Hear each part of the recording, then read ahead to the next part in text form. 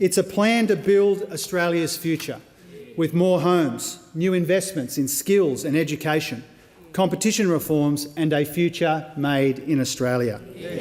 Well, Mark, we've just seen the fourth federal budget from the Albanese government, and it was sort of the budget we weren't expecting to see. Well, normally you would say that about a budget, wouldn't you, that there are things in the budget that you don't expect to see. But this budget itself we weren't expecting to see because the government, of course, was going to go to an election without having this budget. Then there was Cyclone Alfred, and of course, we find this budget having been somewhat hastily prepared by the government, and presumably it'll be a pretty hasty response from the opposition when they come out a couple of days hence. Absolutely. And I guess one of the other surprises we saw today was some new tax cuts. Yeah. So that will be for every taxpayer. It'll be a couple of $100 a year rolling out over 2 years. What do you make of that? Was that a bit of a surprise? I think it is a surprise. We haven't really had much in the way of discussion about that in the sort of public framing of this budget. We knew there was the $8.5 billion Medicare boost, and there was going to be, more money in the PBS to keep prescription medicines down, all these sorts of things. But we hadn't heard anything about income tax cuts.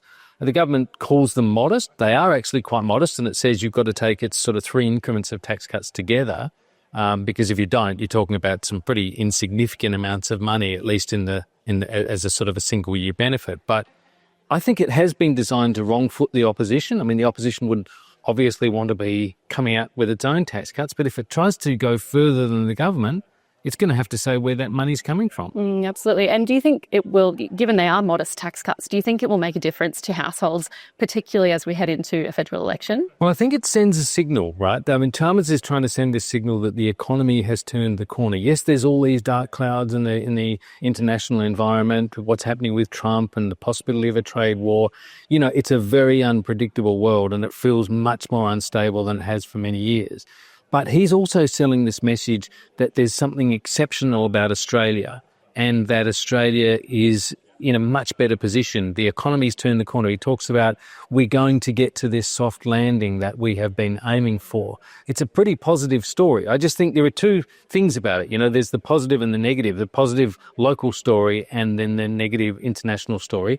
And I think whichever one of those two things resonates with voters may go a long way to deciding whether this budget is convincing or it isn't. Yeah, absolutely. And the other thing we saw in there was a very modest increase to the number of public service staffing levels.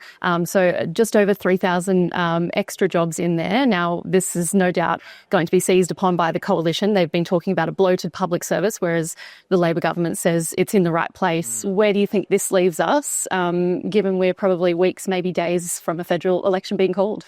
Well, I think the two sides, really reflect the different philosophies of what government does, and also the fact that there's no Liberal senator in the ACT anymore, nor any real prospect of one. So you've got the coalition being pretty unrestricted in its sort of attacking of the public service. There's a bit of Trumpism in there, the kind of government efficiency approach that Dutton sort of embarked on quite quickly after Musk was appointed in the US to do the same sort of thing. And there's Labor sort of talking about services and public service jobs and so forth. So, these are two different perspectives. I don't think voters really care about aggregate numbers. I do think they care about the idea of a public service that's bloated and inefficient, but I don't think we're really talking about that in any meaningful way. And what's your prediction? When do you think we're going to be heading to the polls? I think we're only days away. I think it's the weekend coming. I think That it'll be announced? Yeah, I think that a visit to the Governor-General could well happen this coming Sunday.